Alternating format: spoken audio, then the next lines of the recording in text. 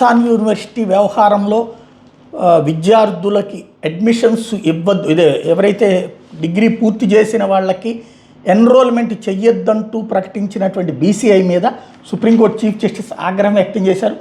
Pour council of India వ్యవహార తీరు మీద భారత ప్రధాని న్యాయమూర్తి జస్టిస్ సూర్యకాంత్ శుక్రవారం తీవ్ర ఆగ్రహం వ్యక్తం చేశారు. విద్యార్థులతో తనకు జరుగుతున్న సంవాదంలో జోక్యం చేసుకోవడానికి బీసీఐ ఎవరంటూ నిలదీశారు. బీసీఐ చర్య అనవసరమైందిగా పేర్కొన్నారు.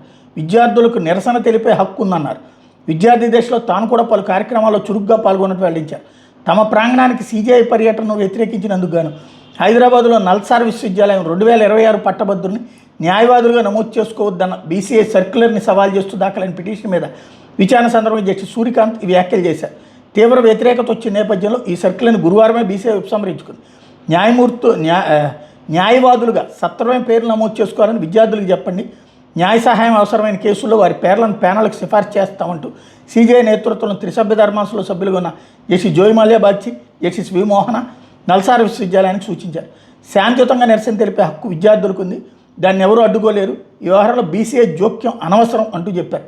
న్యాయవాదులుగా విద్యార్థుల పేర్లు నమోదు చేయవద్దన్న సర్క్యులర్ జారీ నిర్ణయాన్ని బీసీఐ కార్యనిర్వాహక సభ్యులు భేటీలో తీసుకున్నారని ధర్మాసనం ఆరాధించింది. ఆ సర్క్యులర్ని సవాల్ చేసిన పిటిషన్కి సమాధానం ఇవ్వాలంటూ బీసీఐకి నోటీసులు జారీ చేసింది. నల్సార్ విశ్వవిద్యాలయం విద్యార్థుల్ని దండించేలా ఎటువంటి చర్యలు తీసుకోరాదని ఆదేశించింది.